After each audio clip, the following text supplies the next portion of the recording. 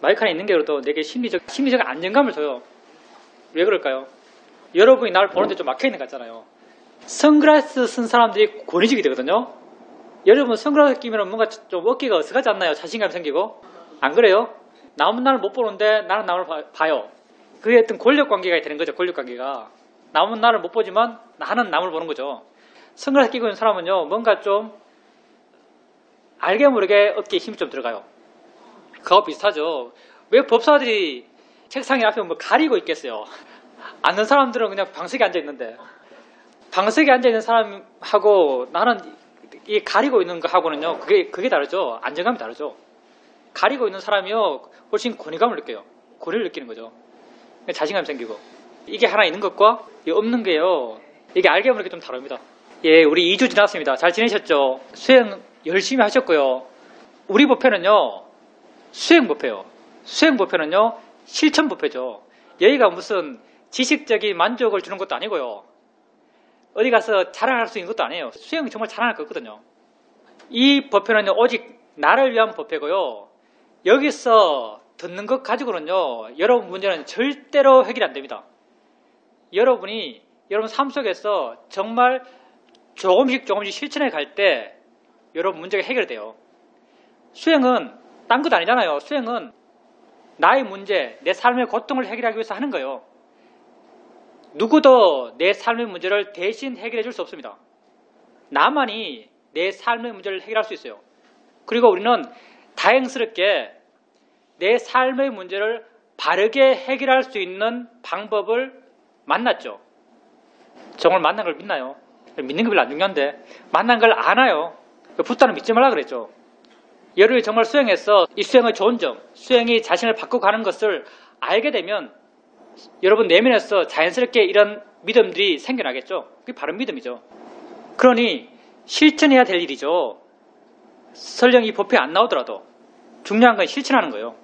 여러분이 실천한 대상은요. 여러분 실천의 대상은 여러분이 정말 좀 무슨 숲에 가서 내지는 뭐 산에 있는 선방에 가서 어디 특정한 장소, 특정한 곳에서 만나는 것이 아니에요. 옛날 뭐 교회에서는 교회가 하느님의 집이라고 무슨 교회 와야 하느님 만난다 이런 식으로도 말했다죠. 여러분이 실천해야 될 대상은요. 이 법회 와서야 만나는 것도 아니고요. 절에 가서야 만나는 것도 아니고요. 저 산속 깊이 가서야 만나는 것도 아니고요.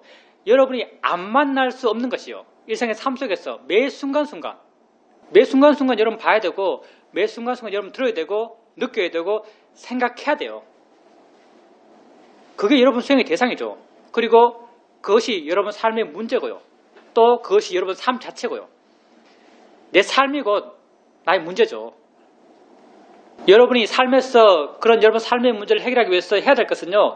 여러분 스스로의 실천입니다. 여러분이 해야 될 일이에요. 근데 해야 된다는 걸요. 너무 압박감을 느끼면서 생각하지는 마세요. 그냥 하기만 하면 돼요. 단순하잖아요. 수행은 사실은 굉장히 쉬운 거예요. 걸으면서 발바닥 느낌 아는 게 어렵나요? 걸으면 발바닥 느낌 그냥 알아져요. 그냥 발바닥 느낌 알아지는 것을 있다라고 알고 있으면 그게 수행이죠. 걸으면 바람이 내 뺨을 스쳐요.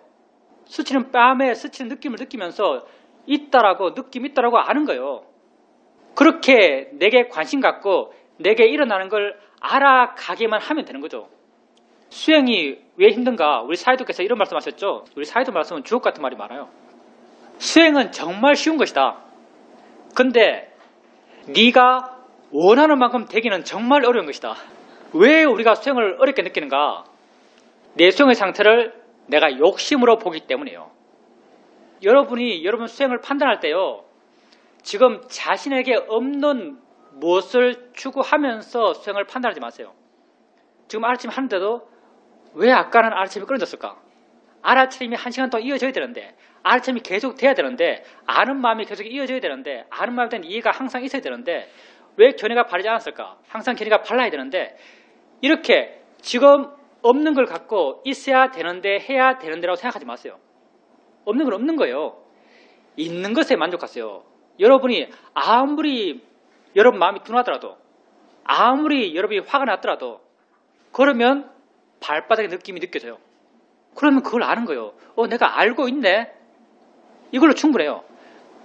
수행의 목적은요, 수행하는 그 자체예요. 왜? 수행하는 그 자체가 바르게 살려는 나의 노력이니까.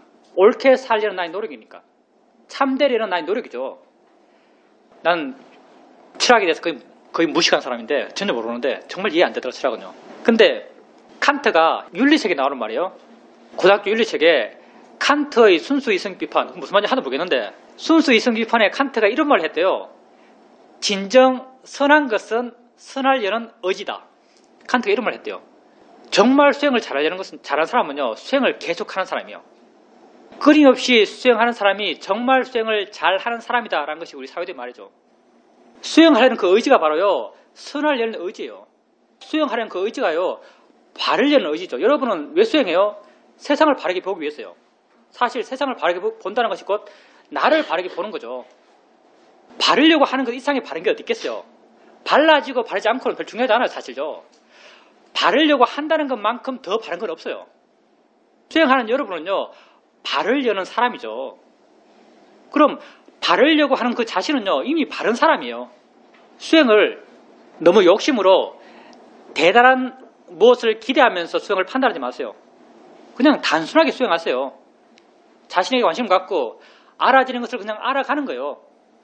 느낌 있으면 느낌 있다 알고, 소리 있으면 소리 있다 알고. 처음에는 마음이 둔하겠죠. 마음이 안 좋아요. 그래서 안 좋은 마음은 어떻게 하는가? 아주 둔하게 알죠. 이거 달았으면 이거 한참 머물렀다가 다른 거 나타나면 둔하게 다른 걸로 옮겨가고, 다른 거 나타나면 둔하게 다른 거 옮겨가고. 근데 마음이 좀 좋아지면, 하나 알면 이미 마음이 스스로 힘이 있어서 이미 마음이 다른 걸 알고 있고, 마음이 스스로 아는 걸 가서 알고, 더 힘이 좋아지면 아예 알려고 하지 않아도 마음 저절로 수많은 것들이 알아지고 있죠. 관심만 내게 있으면 수많은 것이 자연스럽게 알아지고 있어요. 이게 이렇게 알아차림 변해가는 게요, 어려운 게 아니에요. 여러분의 일상의 삶 속에서 여러분 자신에게 관심을 갖고 알아지는 것을 여러분이 알 수 있는 마음의 힘만큼 알아가게 되면 조금씩 마음이 이렇게 변해가요. 알아차리는 방식의 변화가요, 곧 여러분 마음의 변화죠. 여러분 마음의 질이 떨어지면은, 질이 떨어진다는 게 뭐냐면 번뇌가 강해요. 번뇌가 강하다는 게 집착이 강하단 말이죠. 번뇌와 집착은 뭘 대상으로 해요? 뭘 대상으로 한다는 걸 답이 나왔죠, 사실은. 번뇌와 집착은요, 대상으로 해서 일어나는 거예요. 소리를 대상으로 내가 번뇌를 일으키고, 소리를 대상으로 내가 집착을 해요. 근데 이 소리는 또 내 수행의 대상이에요. 그러면 이렇게 집착과 번뇌와 수행의 대상인 이 소리에 대해서 내 마음이 안 좋을 때, 마음의 질이 떨어졌을 때, 집착과 번뇌가 강할 때 가볍게 볼 수 있겠어요? 가볍게 못 봐요. 둔하게 보는 거죠. 그래서 마음의 질이 약할 때는요, 마음의 수준이 떨어질 때는 둔하게 봐요. 당연히 둔하게 보니까 밀착이 되니까 다른 걸로 못 가는 거죠. 다른 소리가 들려도 이걸 계속 봐야 돼요. 근데 점점 내 마음은 자유로워지는 길을 가요. 꽃백가의 길을 가는 거죠. 그러면 어느 순간부터는 소리를 가볍게 알 수 있고, 가볍게 알게 되면 마음의 자유로움이 남아있으니까요. 이 자유로운 마음이, 자유로운 힘이요, 다른 소리를 지 스스로가 들어요. 마음이 좋아진 거죠. 이렇게 변한다는 게요, 마음이 좋아졌다는 거예요. 여러분 살아오면서 마음이 좋아져야 돼, 이런 명제는 맨날 들었죠. 어떻게? 착하게 살아야 돼. 좋은 마음을 먹어. 남을 도와줘야 돼. 근데 어떻게? 위인전을 읽어요. 수필지를 많이 읽라. 어떻게 마음이 좋아져요? 방법이 없어요, 사실요. 정말 세상에서 어떻게 착한 마음이 될 수 있죠? 착한 행위를 많이 하라고 해요. 늙은 분 보면 도와줘라. 할머니 있으면 자리 비켜라. 그렇게 행위한 데에서 그런 마음이 되나요? 마음이 좋아지는 방법은 세상에서 별 제시하는 게 없어요, 사실. 마음이 변할 수 있다는 게요, 정말 대단한 거예요. 뭔지도 모르는, 우리가 다 같이 마음이 뭔지 몰라요. 조금씩 이해가 갈 뿐이지, 그 이해는요, 언제까지도 완벽한 마음의 신비를 다 밝힐 수 없어요. 붓다만이 그걸 다 했겠죠. 우린 마음이 뭔지도 몰라요. 어떻게 작용할지도 몰라요. 저게 보이는데 어떻게 많이 보는지 몰라요. 내가 이렇게 말하는데 여러분 어떻게 들어요? 몰라요. 듣는 마음이 어떻게 일어나죠? 매 순간 일어나서 지 할 일을 하지만요. 우리는 이걸 몰라요. 근데 우리는 이 마음을 좋게 해 나가는 방법은 알아요. 방법론적으로. 그냥 할머니 도와주고 나이 많은 분에게 자리 비키는 그런 게 아니라 아주 직접적으로 이 마음을 좋게 하는 방법을 아는 거죠. 대단하지 않나요? 그게 여러분 수행에서는요. 처음에 욕심과 화가 큰 마음은 대상을 집착해서 알아요. 근데 이게 좀 가벼워져요. 여유가 있어서 나중에는 하나 알아도 마음은 저절로 딴 걸 또 알아요. 더 여유가 있으면요. 가만히 있어도 지 다 알아요. 가만히 있어도 다 알 수 있다는 게 무슨 말인가 하면요. 알아지는 그 각각에 대해서 집착하는 마음이 아주 약하단 말이죠. 만약 알아지는 이 소리, 저 소리, 이 느낌, 저 느낌이 돼서 어느 한 가지에 대해서도 내 마음의 집착이 강하면요. 내 마음은 그리 달려가요. 거기 딱 붙어요. 다른 건 잊어버리죠. 물러나서 전체적인 것을 볼 수 있다는 것이 벌써 이 수행하는 마음이 그만큼 좋아졌단 말이죠. 이만큼 자유로워졌다는 말이에요.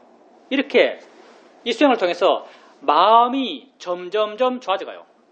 마음이 좋아지면 진짜 우리를 발견하게 되죠.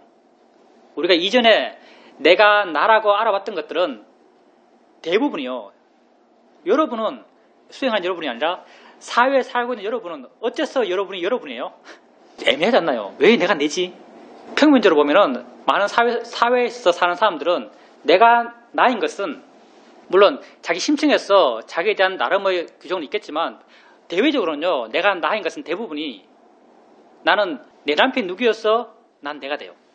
내 아들이 누구였어? 난 내가 돼요. 직장에서 내 직위가 뭐였어? 난 내가 돼요. 내 옆집에 누가 살았어? 난 내가 돼요. 그렇지 않나요? 사회적 관계 속에서 내가 정의되죠. 우리가 내가 나를 안다는 것은 얼마나 공허한가요? 우리 내면은 거의 텅 빈 것 같아요. 내가 나잖아요. 내가 난데 난 도대체 누구지? 하면은 굉장히 막연하죠. 그냥 내세울 수 있는 것은 여러분 친구한테 가서 내세우잖아요. 내가 내라고 뭐라고. 우리 남편이 뭐가 됐어? 뭐 내 아이가 어때? 나에 대해서 내세운다 하더라도 내 몸무게 5kg 줄었어. 이런 거겠죠. 뭐 상급을 수술했는데 잘 됐어. 이런 거. 남에게 나는 나야라고 말할 수 있는 게 별로 없어요. 왜 없죠? 내 스스로 물어봐도 별로 없거든요. 내 스스로 내게 물어봐요. 난 누구지? 하면 정말 공허해요. 뭔가 있는 것 같기도 한데 내세울 건 없어요. 정말 공허한 삶을 사잖아요. 우리가. 얼마나 공허해 이게. 나는 나다라고 하면서 살면서. 근데 여러분 수행하는 마음이 이렇게 좋아지면요. 그때부터 조금씩 진짜 나와 대면해요. 내게 진짜 있는 것. 불교에서 이걸 법이라고 그러죠. 내게 진짜 있는 걸 알아가요. 그러면서 조금씩 내가 왜 나인지를 내 스스로 이해가요. 이 이해는요. 남에게 보여주는 이해가 아니에요. 남에게 이거 아무리 이기해도 남에게 야 나는 이런 사람이야 라고 해줄 말은 별로 없어요. 근데 내 스스로는 공허하잖아요. 내가 내게 물어봐요. 너는 누구야? 그러면 내 마음에는요. 찡한 울림이 있어요. 표현하자면 찡한 울림이 있죠. 나는 내가 누군지 안다라는 내적 수긍이 있어요. 이게 곧 내가 나였어 내 스스로 느끼는 어떤 긍지 같은 거요. 자신감 같은 거죠. 여러분이 여러분 자신을 알아가면서 이렇게 수행하는 마음이 좋아졌을 때 여러분에게 진짜 있는 우리가 법이라고 하는 실제라고 부르는 그걸 계속 알아가게 되면요. 점점 그것에 대한 이해가 생겨나고 그 이해가 여러분 스스로에게 나는 어떤 사람이다. 나는 어떤 존재다. 라는 것에 대한 해답을 주어 나갈 거예요. 그런 해답은 자유로움과 함께 옵니다. 내가 나를 알면 알수록요. 나는 나 자신으로부터 자유로워요. 나는 정말 신기한 존재예요. 여러분 우리의 신비함은 정말 알면 알수록 신기해요. 내가 행자 때 주지실에서 시자를 살았는데 거기 불교책이 막 널려 있더라고요. 선문차료라는 책을 한 권 뺐어요. 첫 장을 딱 넘겼어요. 첫 장을 딱 넘기니까 설악산 기암 절벽을 사진을 딱 찍어놨어요. 이렇게 찍어놓고 밑에다가 청정법심 비로자나불 딱 써놨더라고요. 그래서 내가 저기 불상이 어디 있지 하면서 사진을 아무리 구석구석 살펴봐도 불상이 없어요. 그래서 내가 생각이 이거 뭐 사진을 좀 잘못 찍은 것 같다. 법신불이란 말은 뭔지 몰랐죠. 법신불. 그냥 천지가 부처다 이런 뜻이죠. 사실 세상의 이치가 부처다. 모든 게 부처다. 모든 게 나다. 너와 내가 다르지 않다. 불교 보면은 뭐 시냇물 소리가 뭐 부처요 이런 말 쓰잖아요. 시냇물 소리가 부처요. 앞에 보이는 산이 부처요. 이런 말 써요. 너와 내가 다르지 않다. 이런 말도 쓰고 선도에도 마지막 최고의 레벨은 천화라다. 천화. 천지 만물과 동화되는 거예요. 천화. 천지 만물과 하나 되는 것 동화. 천화라더라고요. 우리도 우리 나름의 천화를 해요. 우리는 어떻게 천화하는가 한번 볼까요? 우리는 어떻게 천지 만물과 하나 되는가? 설명이 약간 미세한 설명이었다고 설명할 수 있을지 모르겠다. 우리가 세상을 알죠? 세상을 우리가 알 때요. 이건 철학도 아니고요. 무슨 형이상학도 아니고요. 우리 자신의 체험이에요. 여러분 자신이 비춰보세요. 내가 뭐 이걸 어디서 책에서 알았겠어요. 날 보면서 안 거요. 날 이해 나가면서 내가 이런 존재구나라고 내가 이해한 거요. 다 여러분 또 이렇게 살고 여러분하고 내하고 똑같겠죠 아마? 당연히 똑같죠. 부처하고도 똑같아요 우리는. 자신에게 비춰서 한번 보십시오. 내가 어떤 존재인지 한번 좀 신기하길 바랍니다. 자, 우리가 살아요. 세상 속에 살아요. 세상 속에 살 때 아주 거친 우리의 생각은요.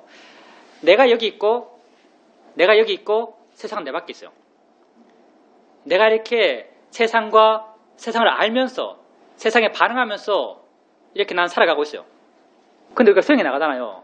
수행에 나간다는 게 날 좀 더 깊이 이해해 나가는 것, 그게 수행에 나가는 거예요. 날 알아가요. 이렇게 날 알아가죠. 날 알아가다 보면 아까 말했던 수행을 통해서 수행하는 마음이 좋아지고 조금씩 실제를 봐나가요. 우리가 세상과 접하는 가장 기본적인 감각기관은 눈이죠. 봐요. 본다라고 이해해 나가요. 본다라고 이해해 나갈 때 여러분은 본다라고 이해할 때 그 보는 건 누구죠? 보는 건 나예요. 보여지는 건 세상이요. 처음에는 그 세상은요, 아주 고정된 걸로 세상은 존재해요. 나는 보고 있는데 세상은 저 시계요. 나는 보고 있는데 세상은 저 벽이에요. 저 하얀색이요. 저 노란색이요. 저 사람이요. 거사님이에요. 보살님이에요. 이 세상이에요. 근데 본다라는 걸 자꾸 알아가다 보면 본다라는 이가 깊이 나가요. 본다라는 것에 이가 점점 깊어져 나가면요. 본다라는 것이 어떤 움직임이다, 작용이다, 동작이다고 알아가요. 이게 뭔가 이렇게 하고 있는 거죠. 이게 뭔가 이렇게 하고 있으면요. 이쪽도 고정될 수가 없어요. 이쪽도 멀리 있을 수가 없어요. 이쪽도 이것이 하는 것처럼 이것도 하고 있어요. 이게 하는 것처럼 이것도 하고 있는 거죠. 대상이라는 것은요. 내 밖에 있는 것이 아니고요. 어느 순간부터 이렇게 보고 있는 마음과 함께 있는 것이 대상이 돼요. 대상도 알아지는 작용으로서의 대상이 돼요. 자, 알아지는 작용으로서의 대상이 있어요. 이게 내 알미고 내 삶이죠. 이때도 아까 우리가 이분법적으로 세상과 나를 나눴을 때 그대로 적용해서 이때도 보고 있는 것은 나고 보여지는 것은 세상인가요? 보고 있는 것이 나고 보여지는 것은 내가 아닌가요? 당연히 여러분 내가 아닌 것 같죠. 보여지는 것은 왜 내야? 이렇게 말해요.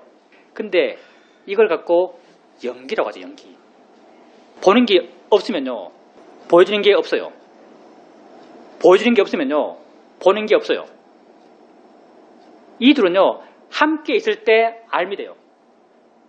이 두 개가 함께 있을 때 알미 되는 거죠. 우리 연기적 존재죠.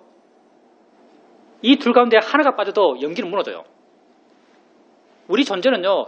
이 둘이 함께 있는 것, 함께 있어 생성되는 알미 우리의 존재죠. 이 둘 가운데 한쪽만 나고 한쪽은 내가 아닌가요? 이 둘 다가 나를 구성하는 구성 요소죠. 이 둘이 함께 만나서 일어나는 알미 나예요. 당연히 보여지는 것도 나죠. 당연히 이해가 안 되겠죠. 보여지는 것도 나요. 오온이 우리 존재를 구성하는 것을 부처님께서 구분해서 오온 내지는 6가지 감각기관, 연기 이렇게 설명하세요. 오온이 우리를 구성하는 5가지 무덕이죠. 맞죠? 오온 가운데 첫째가 색이에요. 색이 뭐예요? 보여지는 것이 색이에요. 색이 나예요. 오온의 색이요. 보여지는 것, 들려지는 것, 만나는 것, 냄새 나는 것, 이게 다 오온의 색이에요. 자, 보는 마음, 보고 있어요. 보여지고 있어요. 보여지는 것도요, 나예요. 내 존재의 한 부분이죠. 들려지는 것도 나예요. 느껴지는 것도 나예요. 세상에, 여러분이 아는 세상에 여러분 아는 게 어디 있죠? 여러분이 아는 세상에 여러분이 화낼 게 뭐가 있죠? 제가 앞에 내 직장 상사, 엄청 미워하는 직장 상사가 있어요. 난 상사라고 이렇게 관념져서 해석긴 했어요. 그리고 화가 나요. 근데 실제 내 진짜는 뭐죠? 상사의 모습으로부터 내 눈을 향해 온 무엇이에요? 사실 온 무엇이란 말도요, 공간이란 개념이 들어간 관념적 표현이죠. 이해하기 쉽게. 실제로는요, 보는 마음과 함께 존재한 보여지는 무엇이요? 보는 마음에 함께 존재한 보여지는 무엇이요? 보여지는 무엇은 나예요. 그리고 이 알을 통해서 직장 상사라는 형태가 만들어졌어요. 직장 상사라는 형태 또한 내 안에 있는 거죠. 우리가 뭘 미워야 되죠? 세상에 내 아는 게 어디 있죠? 세상 모든 것이 나죠, 사실은요. 확정하면은 세상 모든 것이 나예요. 다 내 안에 있는 거예요. 그러니 이런 측면에서, 물론 옛날에 누가 이런 측면에서 그렇게 말했는지 난 모르겠어요. 이런 측면에서 너와 나는 다르지 않다 이런 말이 나왔는지도 모르겠어요. 청정법신 비로자나 불이라는 말이 나온지 모르겠어요. 신의 물소리가 부처예요. 부처가 내가 곧 법신체 아니겠어요? 내게 일어난 모든 것이 법인데요. 비로자나 불이 법신체잖아요. 법을 상징하는 인격체예요. 내게 일어나는 모든 것이 법이에요. 소리가 비로자나 불이죠. 왜? 신의 물 소리가 아니고요. 내 밖에 있는 그게 아니고요. 내게 알아지는 그거예요. 내가 듣고 있어요. 들려지는 무엇이 있었겠죠. 듣는 순간 듣는 마음과 함께 있는 들려지는 무엇이 있었어요. 이거 들려지는 무엇, 이게 나예요. 내 밖에 있는 게 아니에요. 이게 타자가 아니에요. 내 아닌 객체가 아니에요. 들려지는 무엇, 이것 또한 나예요. 그러니 듣는 마음과 들려지는 것이 만들어낸 신의 물소리, 듣는 마음과 들려지는 무엇, 이것이 만들어낸 날 욕하는 소리. 이거 화내야 될까요? 물론 화나요, 나도. 근데 우리 존재가 이런 존재란 거죠. 자기를 알아가면 알아갈수록요, 나는 굉장히 신기한 존재예요. 이렇게 산다는 것, 이렇게 존재한다는 것, 굉장히 신기한 존재예요, 우리는. 알면 알수록요, 난 무한히 신비한 존재죠. 어쩌면 모든 종교가 같은 말을 할지도 모르겠어요. 천화라는 것도 이런 걸 언어적으로 천화라는 말로 썼을지 모르죠. 천지자연과 하나 되는 것. 우리도 일종의 천지자연과 하나 되잖아요. 시련물과 하나 되고, 보이는 산과 하나 되고, 내 앞에 있는 사람과 하나 되고, 객체가 뭉쳐서 하나 되는 게 아니고요. 다 내 안에서 하나가 되는 거예요. 이 연기적 법의 존재로서. 멀리 있는 보이는 산도 내 안에서 연기적 존재로 하나가 되고, 들려지는 소리도 내 안에서 연기적 존재로서 하나가 되고, 내 앞에 있는 사람도 보여지는 것으로 내 안에 들어와서 내 아의 일부분이 돼요. 그 사람이 들어오는 게 아니죠. 법이 들어오는 거예요. 그러니 우리도 우리 나름의 천화를 하는 거죠. 천지 만물과 하나 되는 거예요. 이 궤변인가? 나는 이렇게 있는 현재 이렇게 존재하는 내가 아니고요. 알아가는 게 나예요. 알아가는 존재가 내죠. 알아가는 이제 지능이 없다면 어디 내가 있다고 하겠어요. 물론 나를 규정하는 방식은 여러 가지 있겠죠. 부처님은 나를 알아가는 존재로 규정하셨어요. 우리는 이 측면에서 지금 보고 있는 거예요. 알아간다는 입장에서 보면요, 천지 만물은 다 하나예요. 내 안에서 하나, 내 안에서. 내 밖에서 하나가 아니고요. 내 안에서 천지 만물은 다 하나죠. 그러니 내가 무엇에 화내고 무엇에 욕심내겠어요? 상당히 사변적인 것 같죠? 근데 100% 사변은 아닙니다. 연기에 대한 이해가 조금씩 깊어져 나가게 되면 이런 이해가 생겨나는 것 같아요. 연기라고 해서요. 연기라고 해서 너무 거창히 생각하지 마십시오. 불교 이름을 워낙 어렵게 짓다 보니까 엄청 대단한 것 같아요. 법이란 말도 그렇고 연기란 말도 그렇고 연기 단순해요. 그냥 보는 것과 보여진 것이 함께 있어요. 이게 연기예요. 내가 이해한 연기죠. 우리가 수행해서 실천적으로 이해간 연기예요. 물론 12연기에서 무슨 무명, 행식 거기서 이해되는 것도 있고 이해 안 되는 것도 있어요. 이해 안 되는 거 이해하지 마세요. 불교는요. 다 알아야 불교하는 게 아니에요. 다 알면 아마 불교하지 못할걸요. 다 안다고 시간이 없어서. 내가 이해할 수 있는 걸 이해해 나가면 돼요. 우리가 수행해서 실천적으로 이해한 연기는요. 보니까 보인다는 거예요. 이게 연기예요. 소리가 있으니까 듣는 마음이 있다는 거예요. 이게 연기예요. 생각이 있으니까 생각을 안다는 거예요. 이게 연기예요. 대상이 있으니까 아는 마음이 일어나서 함께 작용한다는 거예요. 이게 연기예요. 함께 일어남이에요. 그럼 연기를 어떻게 이해하지? 여러분이요. 안다는 걸 계속 알아가요. 여러분의 주된 과제는 아는 마음이죠. 아는 마음이 왜 주된 주제인가? 이것만큼 좋은 게 더 이상 이것만큼 좋은 것이 아직까지 발견되지 않았어요. 이것만큼 좋은 게 없어요. 왜? 항상 있으니까. 첫째 조건이요. 항상 있어요. 어떻게 항상 있는가? 여러분이 볼 때도 있고요. 느낄 때도 있고요. 생각할 때도 있고요. 들을 때도 있고요. 냄새 맡을 때도 있고요. 맛볼 때도 있어요. 왜? 뭘 아니까. 없을 때가 어디 있죠? 없을 때가 없어요. 아는 마음은. 느낌이 많은 곳에서 느낌을 주된 수행 대상으로 주는 이유도 뭐냐면요. 느낌이 없을 때가 없기 때문에요. 우리가 아는 마음을 주된 수행 대상으로 주는 이유는요. 아는 마음 없을 때가 없기 때문이에요. 또 아는 마음이 좋은 게 뭐냐면요.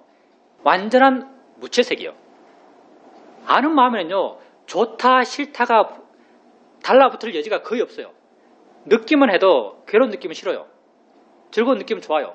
색깔이 좀 붙잖아요. 내가 좋아하는 느낌이 있고 싫어하는 느낌이 있어요. 색깔이 붙어요. 아는 마음은요. 색깔이 붙을 거리가 하나도 없어요. 보여지는 게 있으면 그냥 보는데요. 이게 뭐 좋고 나쁘고 있겠어요. 다 하면 그냥 느낌을 아는데요. 좋고 나쁜 게 없는 거죠. 색깔이 하나도 없어요. 그리고 또 하나의 좋은 점은요. 관념이 0%예요. 전혀 관념화되지 않아요. 느끼만 해도요. 관념이 있어서 법을 이해하기가 쉽지가 않아요. 느낌을 알면은 여러분에게 알아지는 느낌이 이미 있잖아요.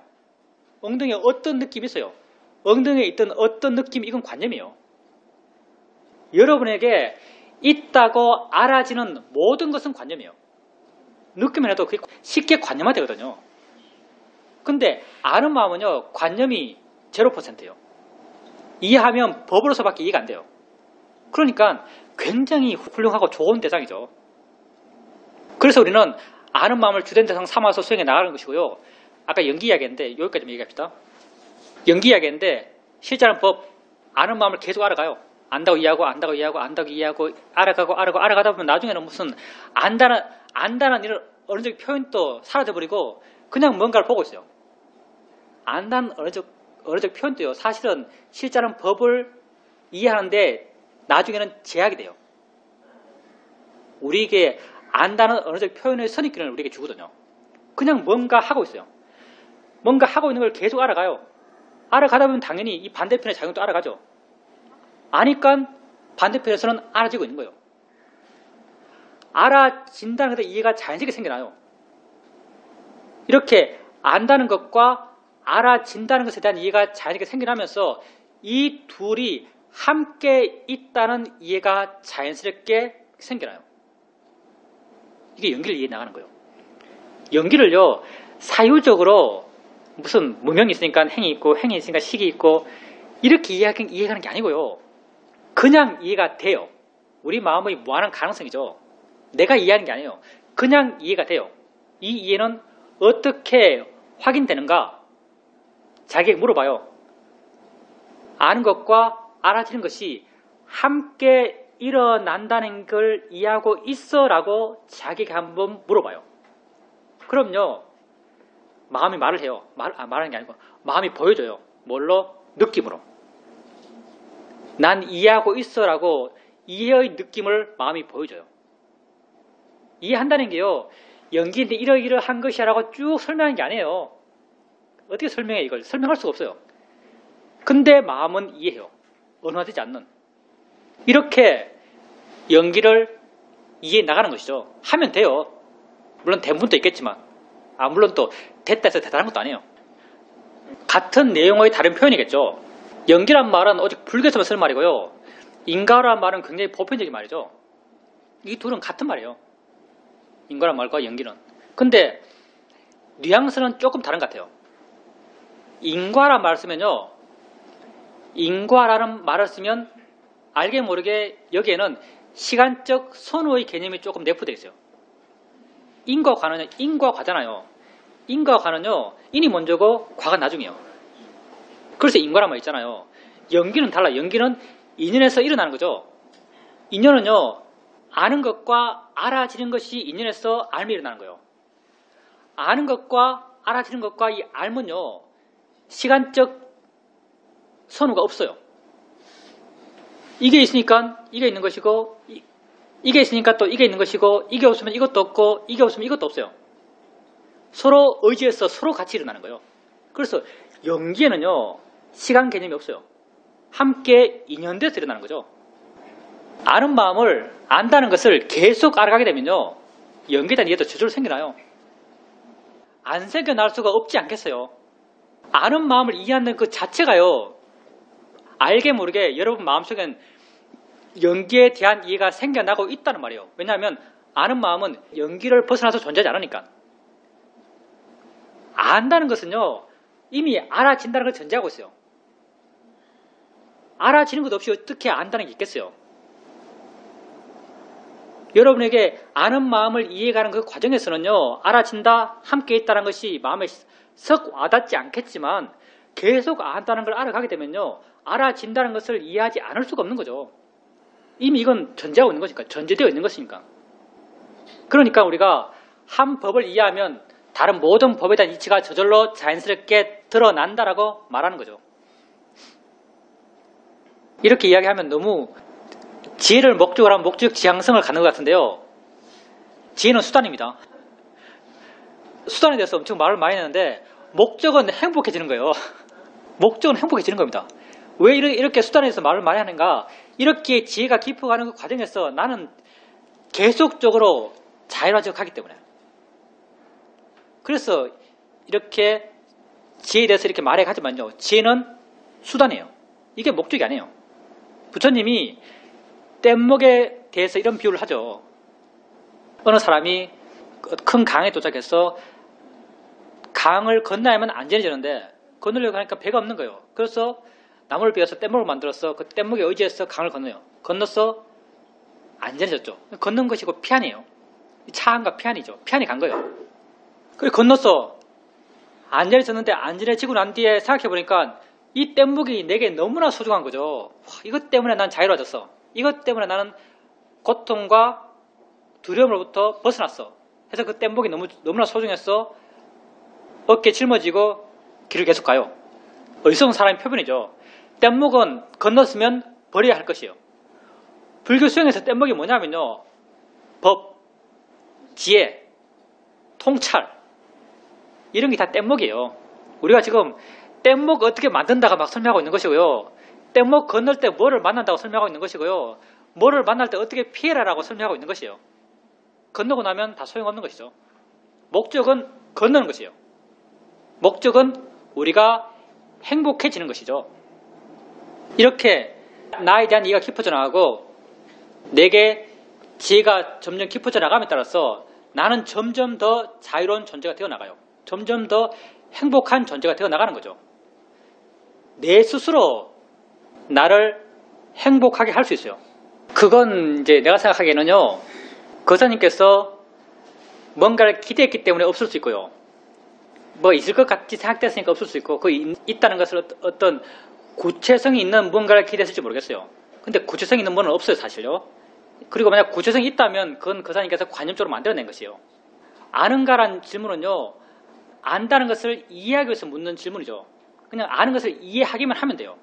근데 거사님께서 아는가라 묻기 이전에 이미 이해하고 있었을지도 몰라요. 근데 그 이해란 게요, 상당히 경계가 애매한데요. 우선 대상들이 알아지고 있어요. 그렇죠? 대상들이 알아지고 있으면 당연히 난 알고 있어요. 사유에 보면 너무나 당연한 일이죠. 대상들이 알아지고 있고 알아지고 있으니까 당연히 알고 있죠. 이건 이제 사유적인 나의 결론이고요.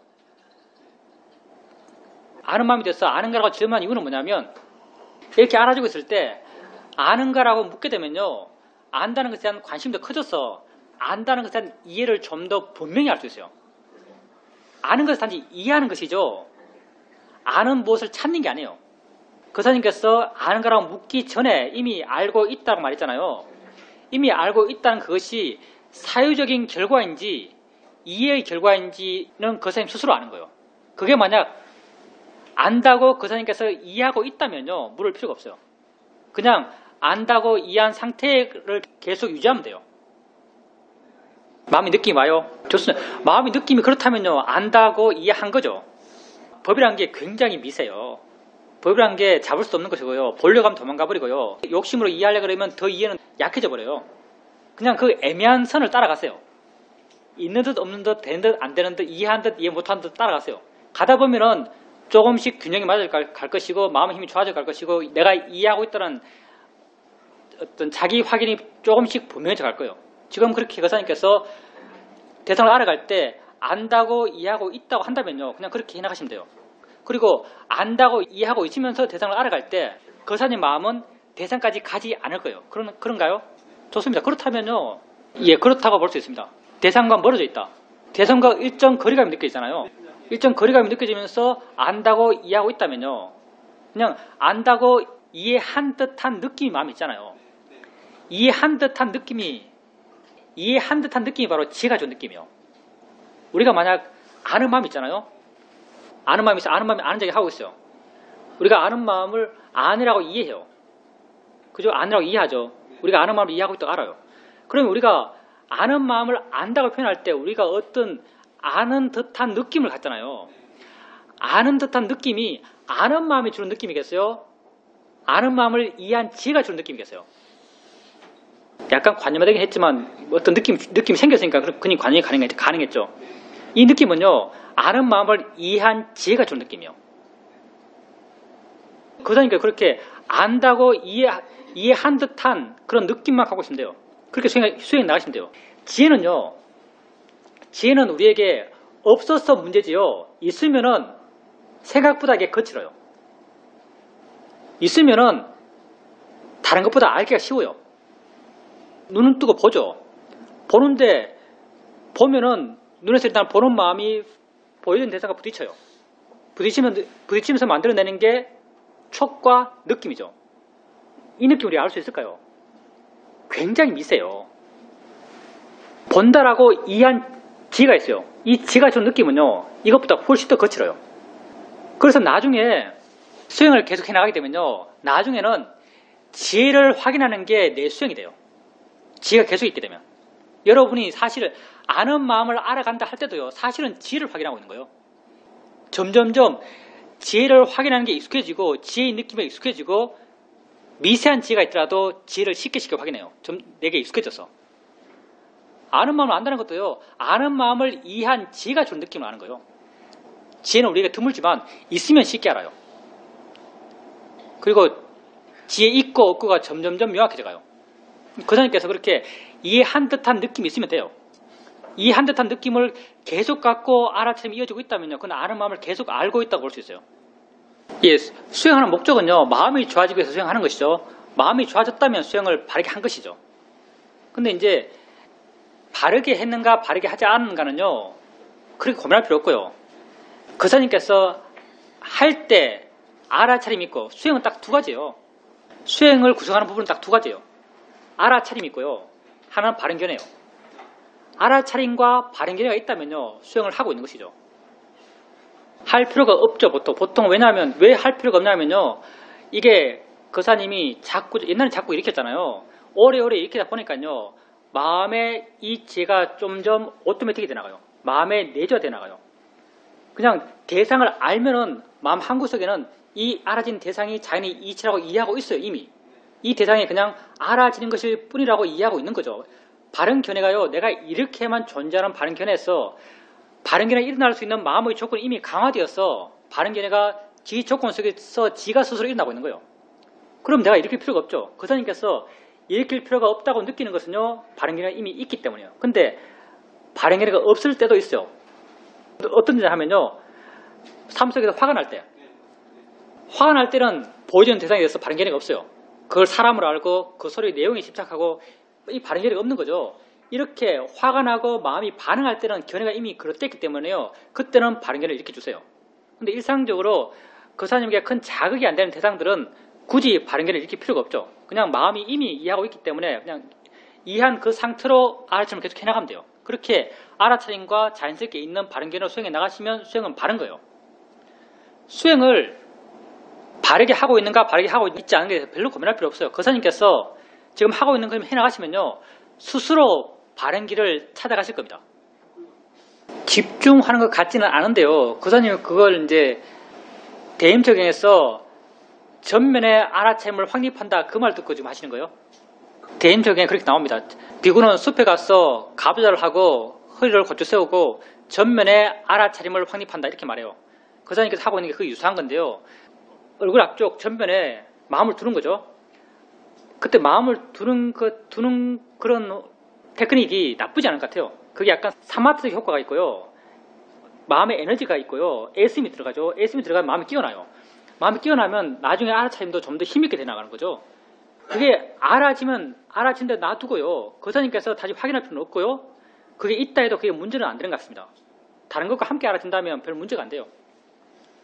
우선 두 달에 한 번 정도 생기는 수행적 압박감, 사회적 압박감인데, 이 사회적 압박감을 느낄 때 수행해야지 수행으로 해결하려는 노력이 힘있게 들어가잖아요.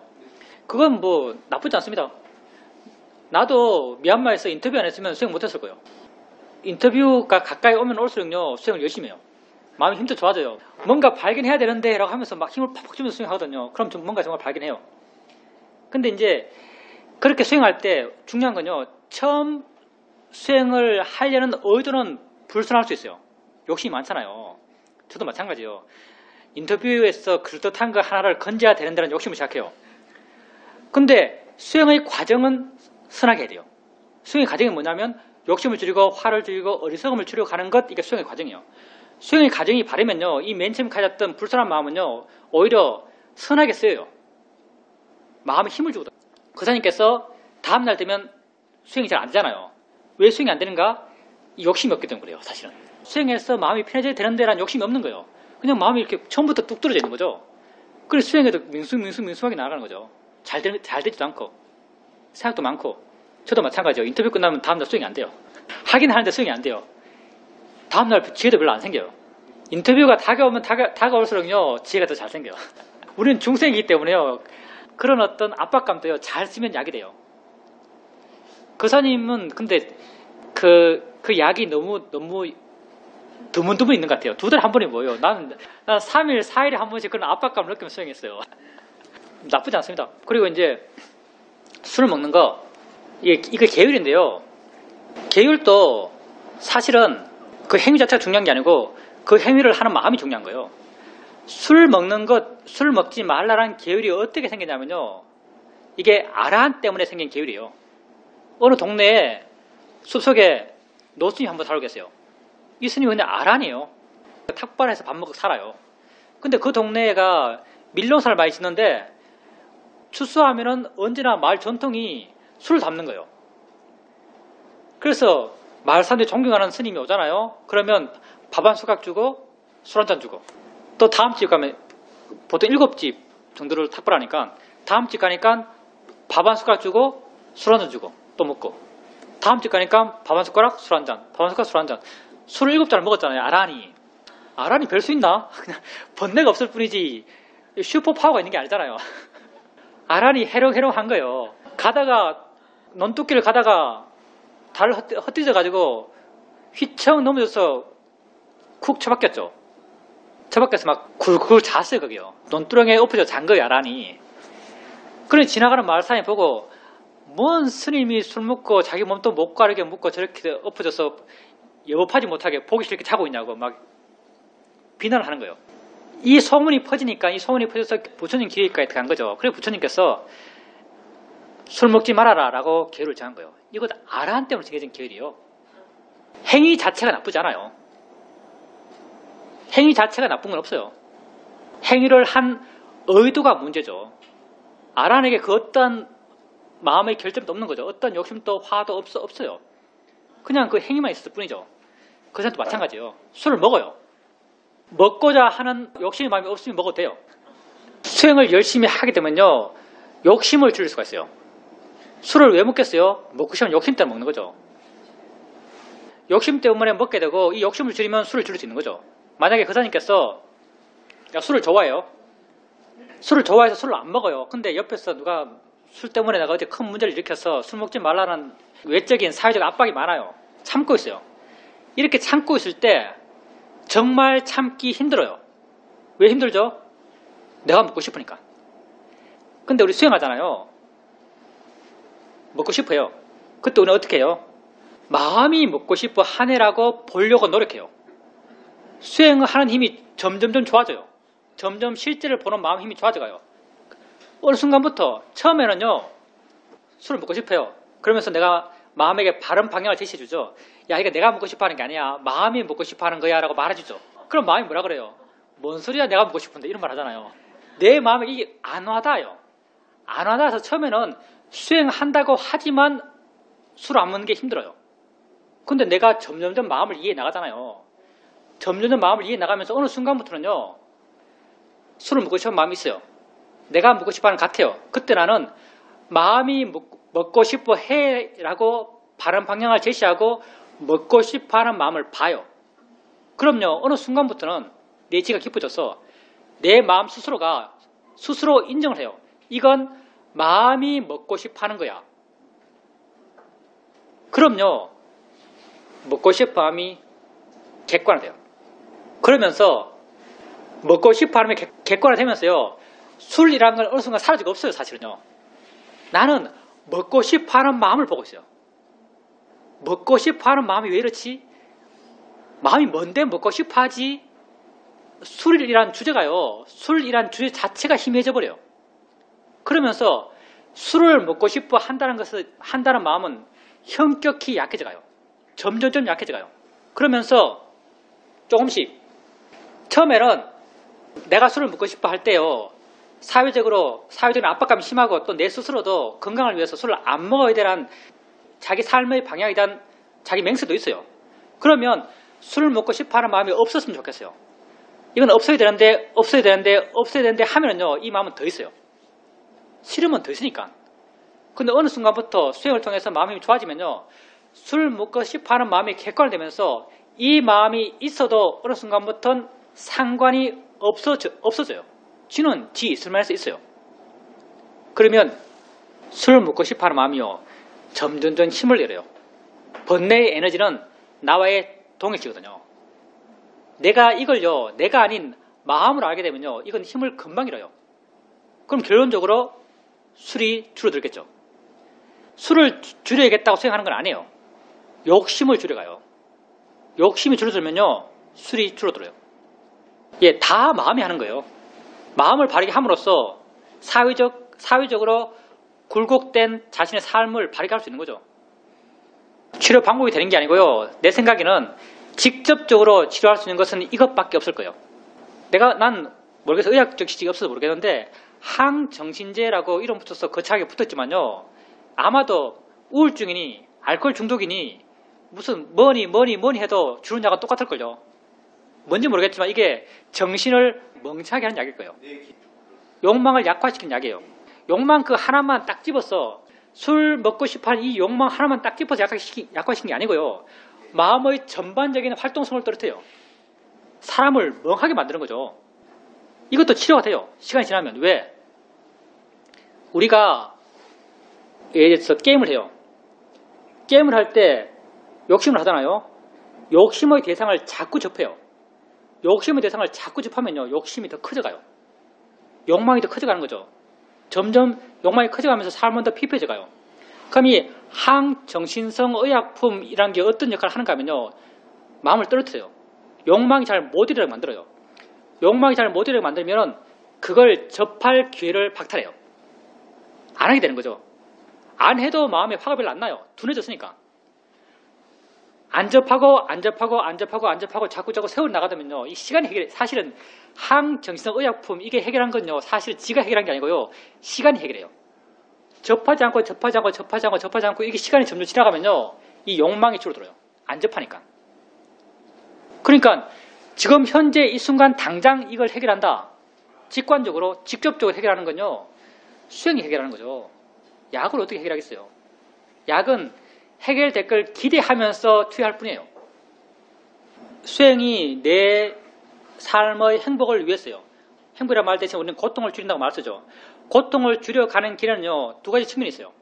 하나는 고통은 다 탐진치, 욕심화, 어리석음 때문에 생기는 거죠.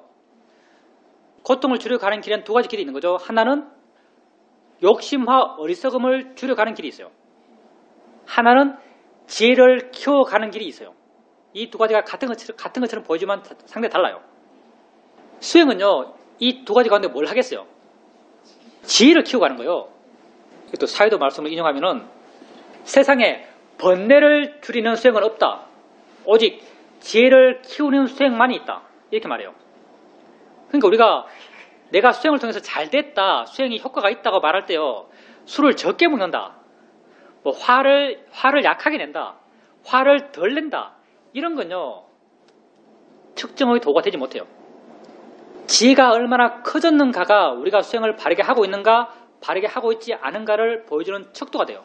그럼 거사님께서 만약 술을 먹고 싶다라고 했을 때 무엇이 내 지혜의 척도인가?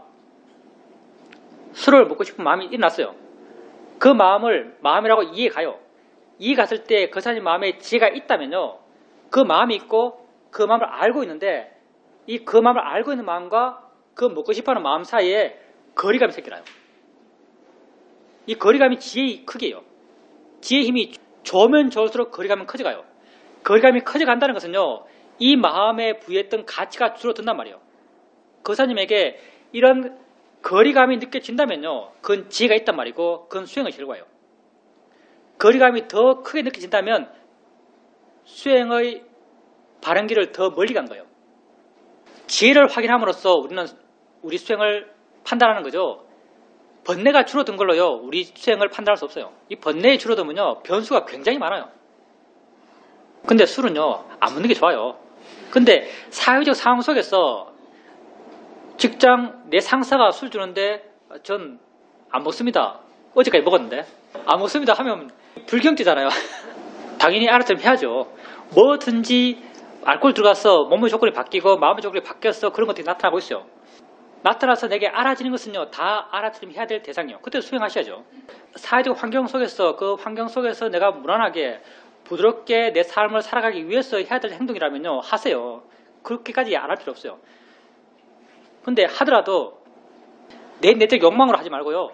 그리고 하더라도 그 함의 결과로 일어나는 내 몸과 마음의 어떤 변화들을 알아가세요. 당연히 맞죠. 괴로운 것은 잘못된 거예요. 거사님께서 지금 수행에 나가고 있고 거사님의 수행의 방향이 거사님의 마음을 조금씩 자유롭게 만드는 방향이었고 우백한 방향이죠. 우백한 방향인 것이 좋은 마음도 없고 싫은 마음도 없는 거예요.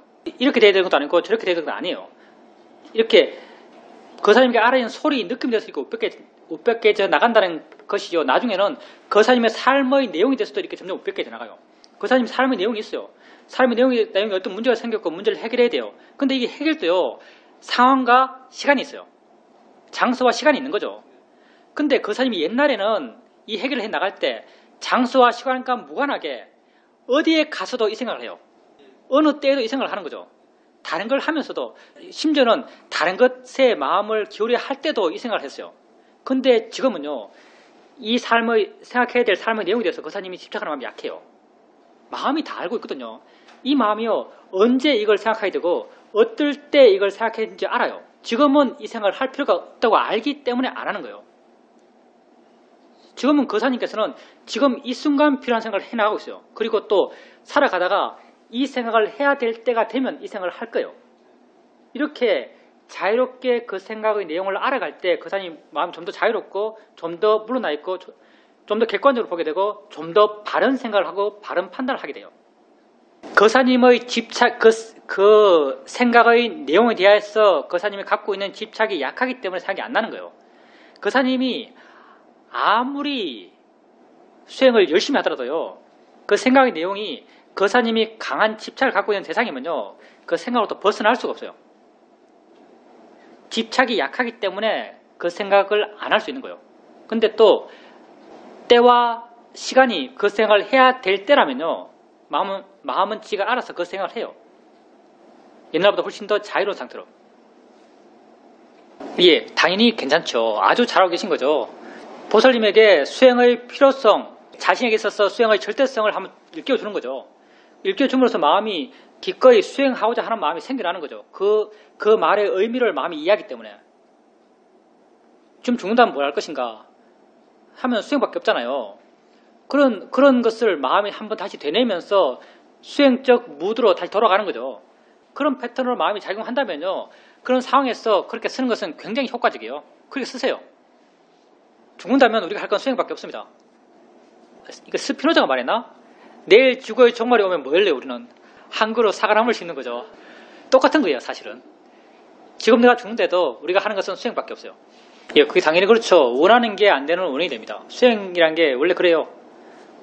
원하는 게 안 되는 원인이 되는 거죠. 미얀마라는 사회 자체가 좀 특이해요. 근데 이제 미얀마 소리가 미얀마에서 관대하다 하는데 소리뿐 아니라 미얀마에 관대한 게 많아요. 뭐 아파트 사는 사람은요, 자기 집 휴지를 그냥 창문 너머로 버려요, 그냥. 근데 중요한 게 뭔지 아세요? 창문 너머로 휴지를 버리잖아요. 휴지 버리는 사람이 이걸 버리지 말아야겠다 생각, 그런 사회적 도덕이 정립이 안 돼 있어요. 그냥 버려요. 근데 버리는 걸 밖에서 누가 길 걸어가면서 누가 봐요. 보는 사람이요, 저거 왜 저렇게 버리라고 생각 안 해요. 버리는 사람도 번뇌가 없고요. 그걸 가다가 맞는 사람도 번뇌가 없어요. 맞는 건 좀 과장이고, 맞으면 시행이 나겠지. 소리도 마찬가지요. 누가 이게 앰프 가지고, 앰프를 갖고 난리를 피워요. 노래 부르고, 음악 틀어놓고, 스님들 법문 틀어놓고, 막, 좋은 앰프도 아니고, 우리나라 옛날 나팔관 앰프 있잖아요. 소리 짹짹 째지는 거. 그걸 틀어놓고 막 틀어놓고 있는 거죠. 근데 중요한 게 뭐냐면, 미얀마 사람들 어떠냐면요, 이렇게 틀어놓은 사람도 남들에게 피해가 가면 어떨까라고 걱정하지 않아요. 그거 듣는 사람도 내게 피해가 온다라고 생각하지 않아요. 둘 다 평화롭게 공존해요. 하는 사람도 듣는 사람도. 근데 우리는 좀 특이하죠. 우리는 이제 한국에 살다가 한국이라는 우리의 어떤 사회 규범, 도덕 수준을 갖고 미얀마 가는 거죠. 그 가면은 남들은 우리에게 저 사람이 어떻게 피해받으면 어떡하지를 걱정 안 하면서 뭘 해요. 자기들 했던 대로.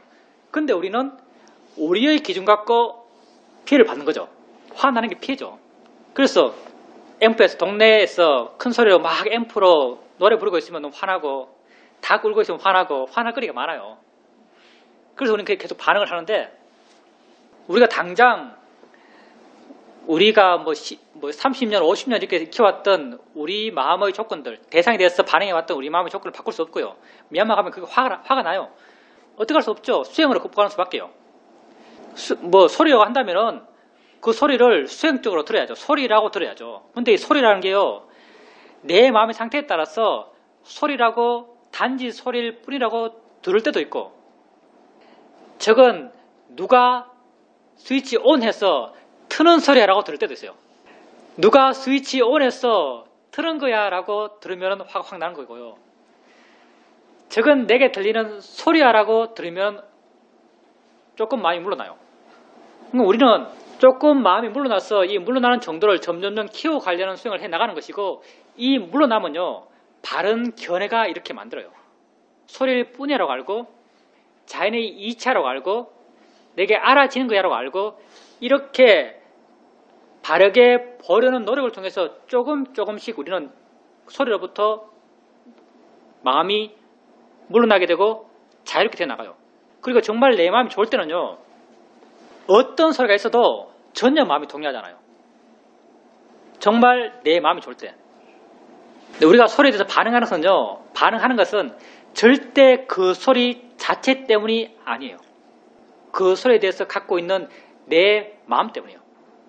물론 사회적으로 도덕적으로는 누가 큰 소리를 내고 있다면 그 사람 잘못했다고 그 사람 경찰이 와서 그 사람 제재하겠지만요. 알머의 세상에서 나의 세상에서 살아가는 나의 세상을 바르게 해 나가고자 하는 우리 수행자는요. 수행자에 있어서는 모든 규칙 사유는 내게 있는 거예요.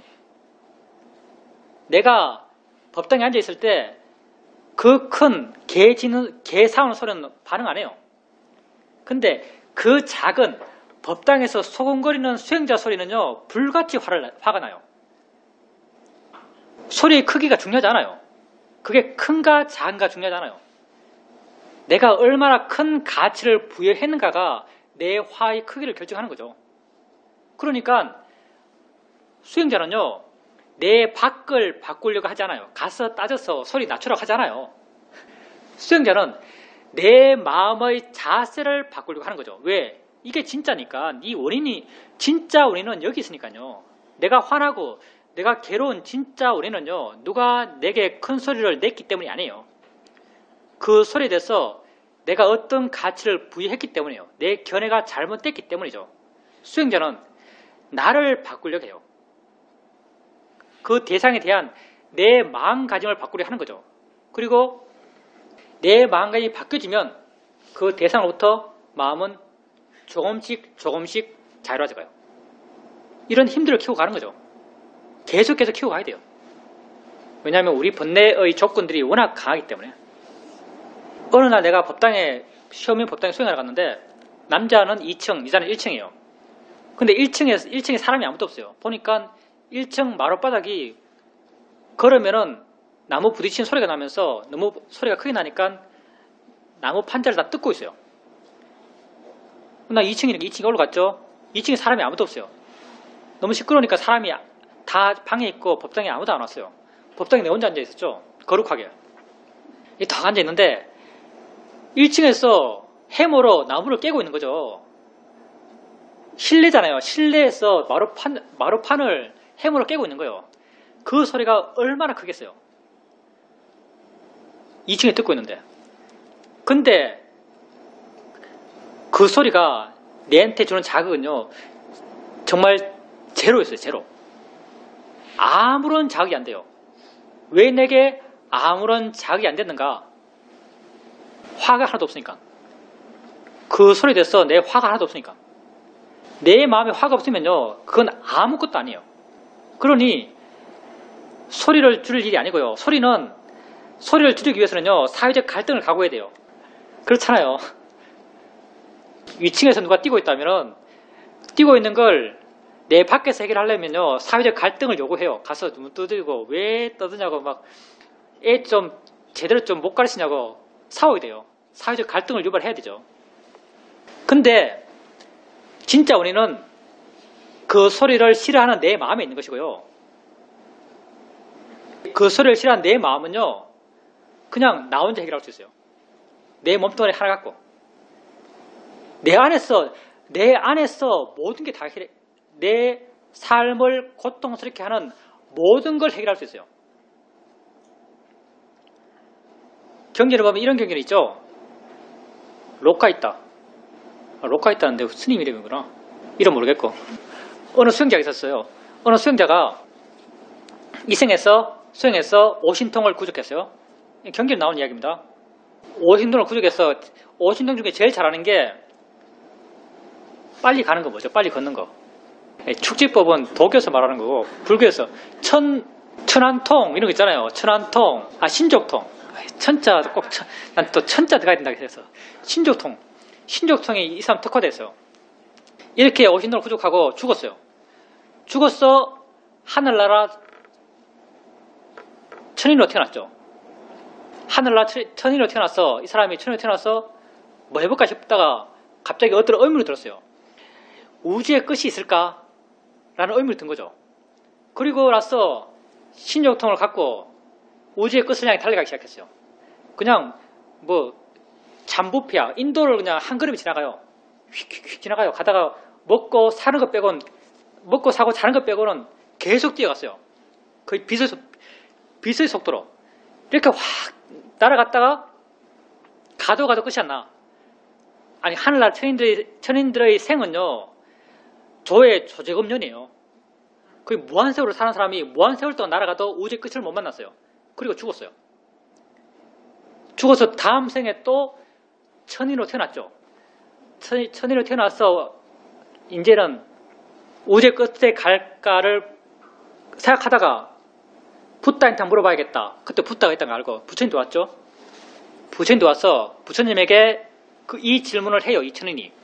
붓다요. 이 몸으로 이 몸을 갖고 우주 끝까지 갈 수 있습니까? 이렇게 물어봐요. 그러니까 정확한 구조는 모르겠고요. 전체적인 맥락만 압시다 우리가. 그러니까 붓다께서 그 몸을 갖고는 절대 우주의 끝에 도달할 수 없다라고 말해요. 그러면서 또 돌아서 반어적으로 그 몸이 없다면은 또한 그 몸을 통하지 않고서도 결코 우주의 끝에 도달할 수 없다고 말해요. 부처님께서 또 무슨 말을 하냐면 이 몸 하나에 이 한자되는 한길되는 이 몸 안에 우주의 시작과 우주의 끝이 있다고 말씀하시죠. 이 한길 우리 몸 안에 우주의 시작과 우주의 끝이 있다고 말해요. 우리 몸 안에 다 있는 거예요. 우리 안에 다 있는 거죠.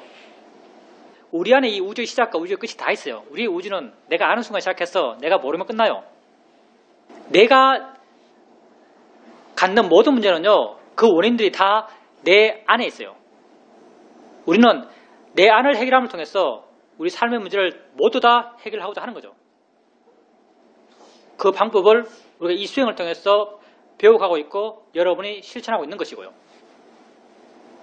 지혜는 절대 멈춰있지 않습니다. 우리가 수행하는 사람들 가운데 나는 어느 지혜의 단계에 있다라고 말하는데 이거 순공이에요. 그런 거 없어요. 만약에 왜 성인이겠어요?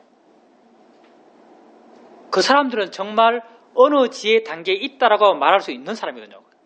그런 말할 수 있는 자격을 얻어서 성인이에요. 수다원 있잖아요. 수다원이 왜 성인이죠? 수다원은 허름에 든 사람이죠. 허름에 들었어요. 다시 돌아올 수 없는 사람이에요. 나는 허름에 들었다라고 말할 수 있는 사람이 수다원이에요. 그래서 성인이에요. 성인이 되기 전까지는요. 나는 어느 지혜의 단계에 있다라고 절대 말할 수 없어요. 왜? 떨어지니까. 어떻게 어느 지혜의 단계에 있어요? 지혜가 지 마음대로 할 수 있는 거예요. 좋았을 땐 거기 가더라도 쉽게 떨어지고 떨어질 땐 또 어디까지 떨어진가? 항정 없이 끝까지 떨어지죠. 수다원은요. 어느 수준 밑으로 안 떨어져요. 절대 어느 수준 밑으로 안 떨어지는 게 수다원이에요.